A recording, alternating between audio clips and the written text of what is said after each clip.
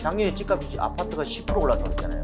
왜 작년에 집 안 샀어요? 전부 다 유튜브 본이라고 안 사신 거죠? 실수요만으로 집값이 올라가기 힘들다. 갭 투자자들이 늘어야 집값이 올라간다는 걸 위험한 생각들이에요. 요즘에 부동산 시장 관심 있으신 분들은 많이 아실 텐데 서울 아파트 가격이 좀 많이 오르고 있잖아요. 과거의 흐름과 비교하면 어떨 것인지 궁금한데 그거 한번. 최근에 1년 동안에 실거래가 기준으로 해서 가장 아파트 값이 많이 오른 데가 강남이 아니에요. 바로 성동구입니다. 성동구가 최근 1년 사이에 9.6% 올랐고요. 그 다음에 광진구가 9.2% 올랐습니다. 그러면 왜 그러면 성동구하고 광진구 아파트 값이 올랐느냐? 밀레니얼 세대들이 보통 81년도부터 따지거든요. 이 세대들이 고령화가 돼서 그래요. 벌써 40이에요. 그게 이제 어떤 의미가 있냐면은 지금 20대들이 집을 안 사요. 2021년 하반기에 무려 5.9%에 달했던 20대들이 아파트 갭 투자에 관심이 없어요. 그러니까 지금 시장에 여전히 30대들이 서울 아파트를 가장 많이 삽니다. 여전히 1등이다 보시면 되는데 재밌는 것은 40대가 상반기에 31%를 차지했다는 거예요. 40대가 30%를 넘어선 게 작년 9월이에요. 30.9%가 되어서 30.9%가요. 근데 올 5월달 얼마 정도 되었느냐? 이게 31.7% 정도 됐습니다. 젊은 엄마들의 반란이 시작됐다는 거예요. 바로 40대들이 집을 갈아타기를 본격화했다. 이게 가장 두드러진 특징입니다. 대신에 갭 투자를 안 하죠. 나이가 40 가까이 됐는데 무슨 갭 투자를 해요? 애가 크잖아요? 그럼 어디로 가야 돼요? 바로 교육하고 뭐예요? 직장이잖아요. 2016년에 KB 전세가 비율을 좀 보셔야 돼요. 역대 최고치가 2016년 6월인데요. 그때 전세가 비율이 75.1%였습니다. 지금은요 54%밖에 안 됩니다. 그래서 2016년 6월 당시에 갭 투자를 할 수 있는 돈이 얼마면 가능했냐면은 1억 5천이면 됐었습니다. 지금은 6억 1천만 원 듭니다.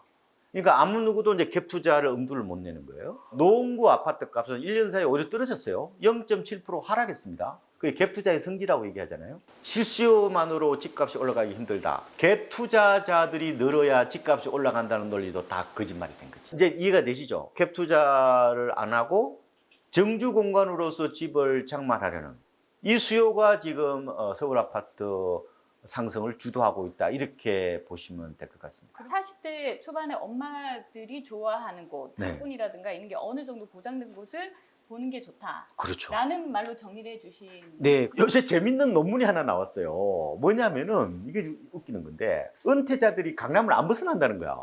강남을 경유지가 아니라 총착역으로 본다는 거예요. 불과 10년, 15년 전에 다 퇴직하고 가셨거든요. 왜?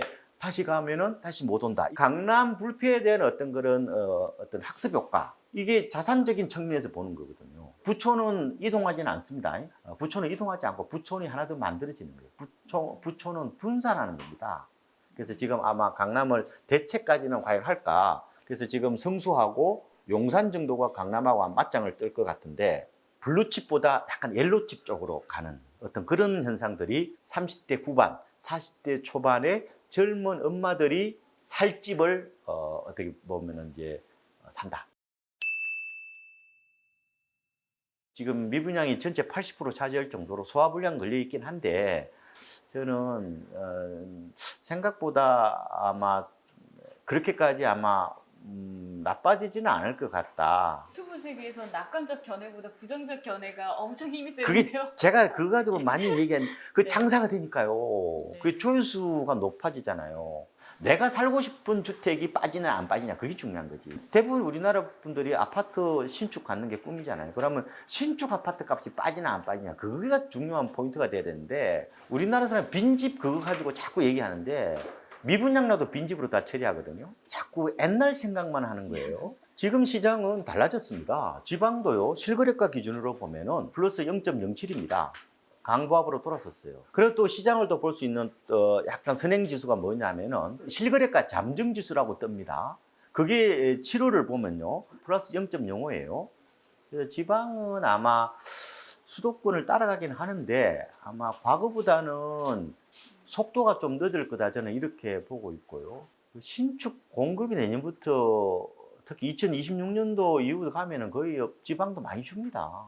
그래서 신축 물량이 줄어드는 것에 대해서 과거보다 시장에 미치는 영향이 크다고 저는 보는 거예요. 빠르면 연말, 내년 이맘때쯤이면은 지방도 어느 정도 좀뭐 체감적으로 회복세구나 이런 얘기가 나올 겁니다. 이 자료를 만들 때도 하반기 지표를 보니까 지방광역시는 일제히 다 내림세로 집계가 돼서 이 지방은 내렸다라고 했는데 표본 통계를 보면은 서울 아파트가 언제부터 올랐냐면은 1월부터 올랐어요. 그런데 표본 통계는 4월부터 올랐습니다. 시차가 얼마나요? 3개월 나잖아요. 이게 이제 보통 환원주의적 사고방식이라고 그러거든요. 하나를 가지고 전체를 설명하려는 그런 단순 도식을 그 환원주의적 사고방식이라고 그래요. 작년에 우리가 다 그래서 당했잖아요. 왜 작년에 집 안 샀어요? 작년에 전부 다 유튜브 보느라고 안 사신 거죠? 작년에 집값이 아파트가 10% 올랐다고 그랬잖아요. 근데 작년에는 이슈가 뭐였어요? 연끌 거지? 그거는 위험한 생각들이에요. 부동산 시장을 보실 때 제가 세 개를 추천드리는데 2층 가구 이상 대단지, 두 번째로는 KB 선도 50지수, 그 다음에 더 좋은 거는 아파트 실거래가. 그거보다 더 빠른 거는 뭐냐?